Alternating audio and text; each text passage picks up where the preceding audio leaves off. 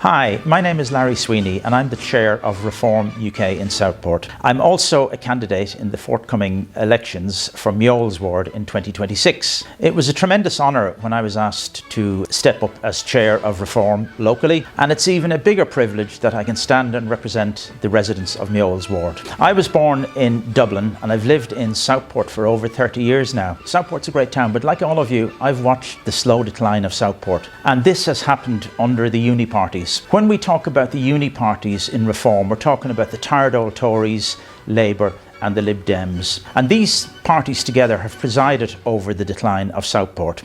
Reform have played no part whatsoever in that. There are many issues that we must urgently address in Southport. One of those issues is parking. The parking regime is a disincentive. It's hurting business. It's stopping people coming into our town and spending money. This Labour controlled council also have imposed cycle lanes on us. Cycle lanes which nobody wants. And a one-way system on Queen's Road. And the Lib Dems recently came out and they asked for a taxi exemption for this one-way system. It's complete bunkum. Our position is very clear. If we gain control of Sefton Council, we will scrap cycle lanes, we will abolish the one-way system on Queen's Road, and we will seriously look at easing up parking restrictions to help business, to bring people into town to spend money in our town. This failed Labour administration has spent over 1.1 million on a cycle lane on the Formby bypass.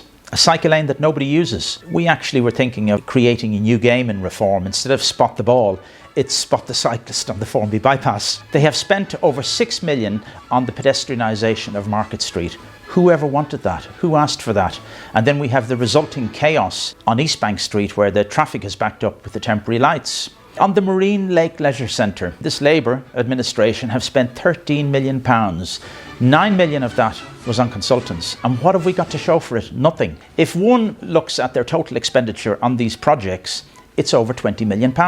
And this is the same figure that Labour say they require to open the pier. It's complete nonsense. The Lib Dems recently, the Tories wanted to have a vote on reviewing cycle lanes. The Lib Dems voted against that. Why did the Lib Dems stop that? They're for cycle lanes, they're against cycle lanes. They have no policy whatsoever. As regards the Tories, we must remember that when Southport Pier closed 3 years ago, it closed under a Tory government with a Tory MP. Reform will do what the uni parties have failed to do over the last 20 years. We will step in and we will look at all this waste. We will bring in our Doge, that's the Department of Government Efficiency. No other party, not Labour, not the Lib Dems, nor the Tories, have a Department of Government Efficiency. And when the Doge came into Lancashire County Council, they immediately identified savings in the SEN budget. Prior to that, the council were spending a lot of money on taxis. Huge savings have now been made by using minibuses. Over the last few months, Reform councils all over the country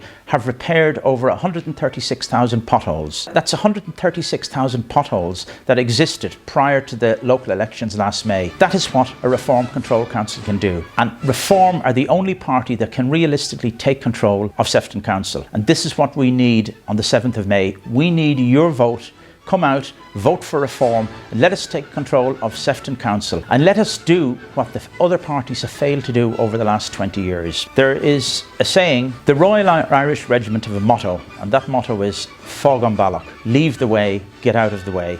And our message to the other parties is, get out of the way, Reform administration is coming, we're going to take control of Sefton Council and we're going to start the process of rebuilding Southport. Finally, I would like to wish all of the residents of Southport a very happy Christmas, and in particular the residents of the ward where I'm standing, Meols. And I look forward to meeting you all when I'm out and about in the new year. And remember, next May, vote Reform UK.